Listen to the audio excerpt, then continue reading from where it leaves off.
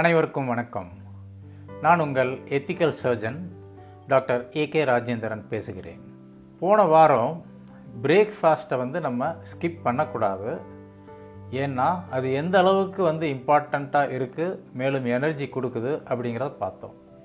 அந்த மாதிரி ஒரு இம்பார்ட்டண்ட்டான ஒரு ஃபுட்டு, ஃபாஸ்டிங் இருந்துட்டு சாப்பிட்ற ஃபுட்டு, எனர்ஜியை கொடுக்குற ஃபுட்டை நம்ம டயபெட்டிக் பேஷண்ட்டாக இருக்கிறவங்க எந்த மாதிரி இருந்து லோ கிளைசிமிக் இண்டெக்ஸோடு சாப்பிட்டா நல்லாயிருக்கும் அப்படிங்கிறத திங்கள் முதல் ஞாயிறு வரைக்கும் எப்படி சாப்பிடணும் அப்படிங்கிறத பற்றி நம்ம பார்ப்போம்.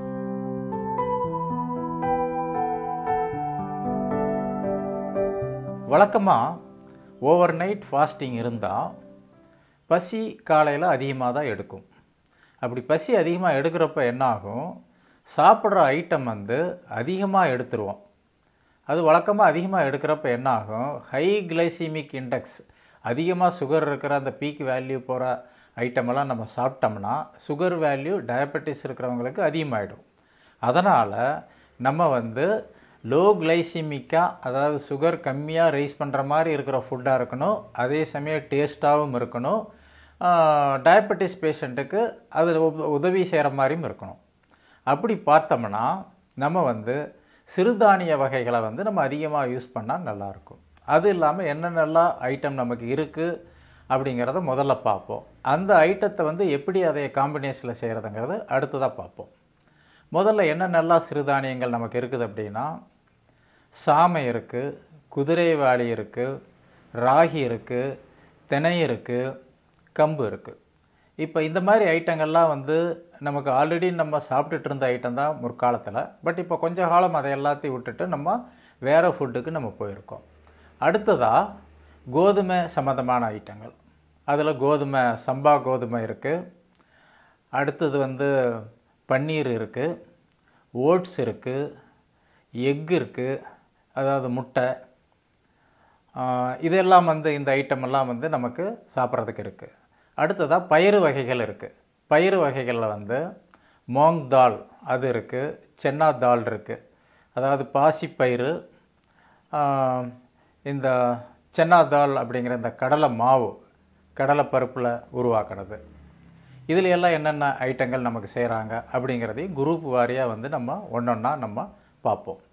இப்போ முதலாவதாக இந்த சிறுதானியங்களை நம்ம எடுத்துக்கிட்டோம்னா, சாமை, தினை, குதிரைவாளி, கம்பு, ராகி, இதை எல்லாத்தையும் அப்படியே நம்ம ஒரு பொங்கல் மாதிரி செய்யலாம். இதை உப்மாவாகவும் பண்ணி சாப்பிட்லாம்.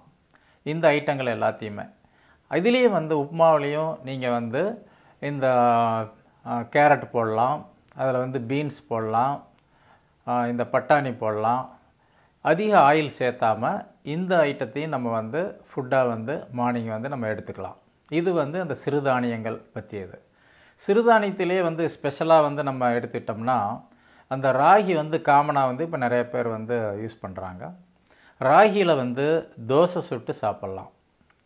அடுத்தது ராகியில் இடியாப்பம் செய்கிறாங்க, அதுவும் நல்லாயிருக்கும். அடுத்தது ராகிலேயே இட்லியும் செய்கிறாங்க, இதுவும் நல்லாயிருக்கும். இதே கொஞ்சம் ஃப்ளேவருக்காக நீங்கள் சட்னி, சாம்பார் இதெல்லாம் செய்கிறப்ப கொஞ்சம் மாறி மாறி, ஒரு நாளைக்கு புதினா சட்னி, ஒரு நாளைக்கு தக்காளி சட்னி, இந்த மாதிரி கலந்து கொடுக்குறப்ப அவங்களுக்கு அது ஒரே மாதிரி இருக்கிற டேஸ்ட் இருக்காது, கொஞ்சம் மாறி மாறி வர்றதுக்கு வாய்ப்பு இருக்குது. அடுத்தது நம்ம இந்த கோதுமை ஐட்டத்துக்கு போகலாம். கோதுமை ஐட்டம்னு எடுத்துக்கிட்டால், கோதுமையில் தோசை சுட்டு சாப்பிட்லாம். கோதுமை தோசை டெய்லி ஒரே மாதிரி கோதுமை தோசையை நீங்கள் போட்டீங்க அப்படின்னா பிடிக்காது. அதான் இப்போ நம்ம நிறைய ஐட்டங்கள் நம்ம சொல்லியிருக்கிறோம். வாரத்துக்கு ஒரு முறை கோதுமை தோசை வரலாம், அல்லது 10 நாளைக்கு ஒரு முறை ஒரு கோதுமை தோசை வரலாம். அப்போவுமே என்ன அந்த மாதிரி ஒரு சப்புன்னு இருக்குது, ஒரு டேஸ்ட் இல்லாமல் இருக்குது அப்படிங்கிற மாதிரி அவங்க சொல்லுவாங்க. அதுக்காக இந்த கோதுமை தோசையிலையும் நம்ம சீரகம் அல்லது மிளகு, இந்த மாதிரி இதுகள் எல்லாத்தையும் பொடி பண்ணி கூட நம்ம அதில் போட்டு அந்த தோசையை ஒரு நல்ல டேஸ்ட்டாக, ஒரு ஃப்ளேவராக இருக்கிற மாதிரி நம்ம பண்ணி சாப்பிட்லாம். அடுத்தது கோதுமையில் சம்பா ரவை இருக்குது. அந்த சம்பா ரவையை உப்மா செஞ்சு நம்ம சாப்பிட்லாம். ப்ளைனாக உப்மா மட்டும் இல்லாமல் அதுலேயும் இந்த பீன்ஸு, கேரட்டு அதையும் அது கூட சேர்த்து நம்ம சாப்பிட்லாம். அது வந்து பார்க்குறதுக்கு வந்து ஒரு டேஸ்ட்டாக இருக்கும், ஒரு லுக்கும் ஒரு மாதிரி இருக்கும். கோதுமையில் வந்து ப்ரெட்டும் வருது, கோதுமை ப்ரெட்டு. அது வந்து மார்க்கெட்டில் வந்து நிறையா கோதுமை ப்ரெட்டு நமக்கு அவைலபிளாக இருக்குது. அதில் வந்து நல்ல கோதுமை ப்ரெட்டாக நம்ம செலக்ட் பண்ணி அதனுடைய எக்ஸ்பைரி டேட்டெல்லாம் கரெக்டாக இருக்கான்னு பார்த்துட்டு அந்த கோதுமை ப்ரெட்டை வந்து நம்ம லைட்டாக ரோஸ்ட் பண்ணி அதிக ஆயில் இல்லாமல் அந்த கோதுமை ப்ரெட்டை சாப்பிட்லாம். இந்த கோதுமை ப்ரெட்டை வந்து வெஜிடேரியனும் சாப்பிட்லாம், நான் வெஜிடேரியனும் சாப்பிட்லாம். வெஜிடேரியன் சாப்பிட்றவங்க வந்து சாண்ட்விச்சாக வெஜிடேரியன் ஐட்டத்தை உள்ளே வைக்கலாம். அடுத்தது வந்து நான்வெஜ் ப்ரெட் சாண்ட்விச் கூட சாப்பிட்லாம். இந்த நான்வெஜ் ப்ரெட் சாண்ட்விச் எப்படின்னா எக்கை வந்து உள்ளே வைக்கலாம். அதாவது வழக்கமாக வந்து நிறையா எக்கெல்லாம் சாப்பிட்ற சமயத்தில் வந்து மஞ்சள் கருவை எடுத்துகிட்டு ஒயிட்டை மட்டும் வைக்கிற மாதிரி தான் இருக்கும். அந்த ஒயிட்டையே வந்து பாயில் பண்ணி அதை வந்து உள்ளே வந்து ஒயிட் இதை வந்து ஸ்லைஸ் மாதிரி உள்ளே வச்சு அந்த ப்ரெட்டை வந்து சாண்ட்விச்சாக சாப்பிட்லாம் நான்வெஜ் பிரியர்கள். முட்டையை வந்து ஸ்க்ராம்பிள்டு எக்குன்னு சொல்லுவாங்க. அதையும் வந்து கொஞ்சம் மிளகு இதெல்லாத்தையும் போட்டு அந்த சால்ட்டெல்லாம் கரெக்டாக போட்டு அந்த ஸ்க்ராம்பிள்டு எக்கையும் எடுத்து ப்ரெட்டுக்கு நடுவில் வச்சு அதை சாண்ட்விச்சாக வந்து நம்ம சாப்பிட்லாம். அடுத்தது வந்து கோதுமைக்கு அடுத்தபடியாக வந்து நமக்கு இந்த அவலில் வந்து உப்மா செஞ்சு சாப்பிடுவாங்க. அந்த உப்மா செஞ்சு சாப்பிட்றத வந்து நார்த் இண்டியன்ஸ் வந்து போஹா அப்படின்னு சொல்லுவாங்க. அதே உப்மாவுக்கு வந்து நம்ம முன்கூட்டி வந்து நம்ம சொன்ன மாதிரி இந்த பீன்ஸு, கேரட்டு, பச்சை பட்டாணி இது எல்லாத்தையுமே அது கூட சேர்த்து ஒரு பார்க்குறதுக்கு ஒரு நல்ல ஒரு டேஸ்ட்ஃபுல்லாக அதே மாதிரி டேஸ்ட்டாகவும் இருக்கும். அதை வந்து சாப்பிட்லாம், ஈஸியாகவும் ஜீரணம் ஆகும். இந்த ஐட்டத்தை வந்து நம்ம யூஸ் பண்ணலாம். அடுத்தது வந்து ஓட்ஸ். இப்போ நம்ம ஓட்ஸ் எடுத்துக்கிட்டோம் அப்படின்னா அதை வந்து செமி சாலிடாக இருக்கிற மாதிரி, ரொம்ப கஞ்சி மாதிரி இல்லாமல் செமி சாலிடாக இருக்கிற மாதிரி நம்ம வந்து அதை மிக்ஸ் பண்ணி அதில் வந்து நான் சொன்ன மாதிரி இந்த பச்சை பட்டாணி, கேரட்டு, பீன்ஸு இதெல்லாத்தையும் போட்டு அதையும் வந்து ஓட்ஸையும் வந்து நம்ம சாப்பிட்லாம். அடுத்ததாக வந்து பன்னீர். இந்த பன்னீர் வந்து ஒரு மில்க் ப்ராடக்ட்டு. இதில் வந்து லோ கார்பு இருக்குது, கார்போஹைட்ரேட் கம்மியாக தான் இருக்குது, ஃபேட்டும் கம்மியாக தான் இருக்குது. ஆனால் புரோட்டீன் வந்து இதில் ரொம்ப அதிகமாக இருக்கும். இது வந்து புரோட்டீன் வந்து நமக்கு தேவைப்படுது. இதையே வந்து நம்ம அப்படியே ப்ளைனாகவும் சாப்பிட்லாம் இந்த பன்னீரை. இல்லையா அதை வந்து கட் பண்ணி இந்த ப்ரெட்டு சாண்ட்விச் முன்கூட்டியே சொன்னேன் இல்லையா, அந்த மாதிரி அதுலேயும் உள்ளே வச்சு அதை வந்து ப்ரெட் சாண்ட்விச் கூட வந்து இந்த பன்னீரை வச்சு சாப்பிட்லாம். இல்லையா வெஜிடபிள் இந்த சாலட் பண்ணுறோம் இல்லையா, அந்த சாலடில் வந்து சின்ன சின்னதாக கட் பண்ணி போட்டு அதோடு சேர்த்து நம்ம இந்த இதை வந்து நம்ம சாப்பிட்லாம். இந்த பயிறு வகைகளை பற்றி பார்ப்போம். இந்த பயிறு வகைகள்னு எடுத்துக்கிட்டால் நார்த் இந்தியாவில் வந்து பயிறு வகைகளை வந்து சேர்த்து அவங்க வந்து அடை செய்வாங்க. அது வந்து சென்னா தால்.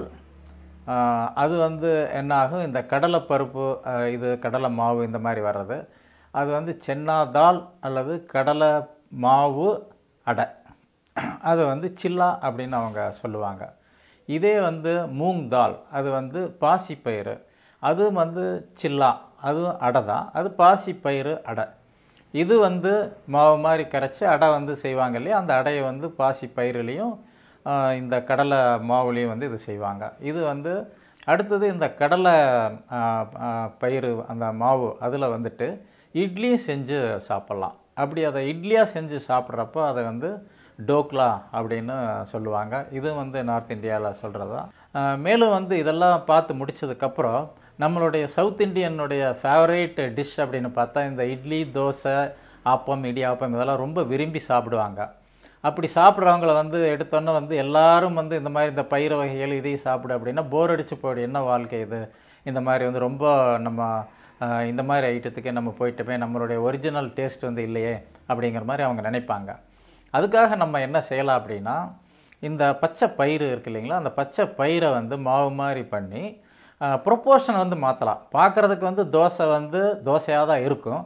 ஆனால் அதில் ப்ரொப்போர்ஷன் வந்து இந்த அரிசியினுடைய மாவு வந்து கொஞ்சம் கம்மியாக வச்சுக்கிட்டு இந்த பச்சை பயிறு இருக்குது இல்லையா, அந்த பயிரினுடைய மாவு வந்து அது கூட மிக்ஸ் பண்ணி அதனுடைய ப்ரொப்போர்ஷன் ஒரு 60க்கு 40 அல்லது 70க்கு 30 இந்த மாதிரி இதில் வந்து போடுறப்போ வந்து இந்த ஹை கிளைசிமிக் இண்டெக்ஸ் அதிகமாக பண்ணுற சாதாரண அரிசியில் வர்ற இந்த இட்லி, தோசை, ஆப்பம், இடியாப்பத்தில் வர ஹை கிளைசிமிக் இண்டெக்ஸ் வந்து குறைச்சி லோ கிளைசிமிக்கு கொண்டு போயிடலாம். ஸோ இது எல்லா ஐட்டமே வந்து நம்ம வந்து பிகினிங்கிலிருந்து கடைசி வரைக்கும் பார்த்தோம்னா நமக்கு இத்தனை ஐட்டம் இருக்குது பிரேக்ஃபாஸ்ட்டுக்காக. இப்போ ஒரு நேரத்துக்கு வந்து நம்ம 2 ஐட்டம்னு செஞ்சால் கூட நமக்கு வந்து இது வந்து ஒரு 10 நாளைக்கு வந்து இந்த ஐட்டம் வரும். 10 நாளைக்கு ஒரு முறை வந்து இதை வந்து மறுபடியும் வந்து செகண்ட் சைக்கிளுக்கு வந்து நம்ம எடுத்துகிட்டு போகலாம். அப்படி எடுத்துகிட்டு போகிறப்ப டேஸ்ட்டாகவும் இருக்கும், எனர்ஜியாகவும் இருக்கும். இதையெல்லாம் விட அதிகமாக வந்து நமக்கு வந்து நிறையா புரோட்டீன் தேவைப்படுது. கார்போஹைட்ரேட் கம்மியாக இருக்கணும், ஃபேட்டும் கம்மியாக இருக்கணும் டயபெட்டிக் பேஷண்ட்ஸ்க்கு. ஸோ இந்த ரேஷியோவில் பார்க்குறப்போ நம்ம மேற்சொன்ன எல்லாமே வந்து நமக்கு ஹை கிளைசிமிக் இல்லாமல் லோ கிளைசிமிக்காக இருக்கிறதுனால மக்கள் வந்து இதனால் வந்து டயபெட்டிக் பேஷண்ட்ஸ் இந்த ஆர்டரில் வந்து அவங்க சாப்பிட்லாம். அதுக்குன்னு வந்து நம்ம சொல்லிட்டாங்க இந்த மாதிரி நம்ம எவ்வளோ வேணாலும் சாப்பிட்லாம் அப்படின்னு சாப்பிட முடியாது. சிறுதானியத்தில் தானே பொங்கல் செய்கிறோம், எவ்வளோ வேணாலும் சாப்பிட்லாம் அப்படின்ட்டு நல்ல ஆயிலெல்லாம் ஊற்றி நம்ம சாப்பிட்டா கேலோரிக்கு வேல்யூ அதிகமாகிடும். ஸோ நம்ம ஆயிலை கம்மி பண்ணிவிட்டு அதே சமயம் வந்து குவான்டிட்டியும் கம்மி பண்ணிவிட்டு எவ்வளவு நமக்கு இருந்தால் நல்லது அப்படிங்கிறத முடிவு பண்ணி எந்த மாதிரியான கலோரிக்கு வேல்யூலையும் நம்ம கான்சன்ட்ரேட் பண்ணி இந்த ஒரு வாரத்துக்கு காலையில் பிரேக்ஃபாஸ்ட்டு திங்கள்லேருந்து செவ்வாய் புதன் வியாழன் வெள்ளி சனி ஞாயிறு வரைக்கும் ஒரு நல்ல டயபெட்டிக் பிரேக்ஃபாஸ்ட் லோ கிளைசிமிக் வேல்யூவில் அதே சமயம் கேலரியும் வந்து அளவாக இருக்கிற மாதிரி எப்படி இருக்கணும் அப்படிங்கிறத கேலரியை இது கூட மிக்ஸ் பண்ணி கேலரிக்கு வேல்யூவோட அடுத்த வாரம் அடுத்த எபிசோடில் நம்ம பார்ப்போம். இந்த எபிசோட் உங்களுக்கு பிடிச்சிருந்ததுன்னா நீங்கள் கிளிக் பண்ணுங்கள், சப்ஸ்கிரைப் பண்ணுங்கள். நீங்கள் மட்டும் பண்ணால் பத்தாது, உங்களுடைய நண்பர்கள், உங்களுடைய அக்கம் பக்கத்தார், உங்களுடைய ஃபேமிலி மெம்பர்ஸ் எல்லாருக்கும் நீங்கள் சொல்லுங்கள்.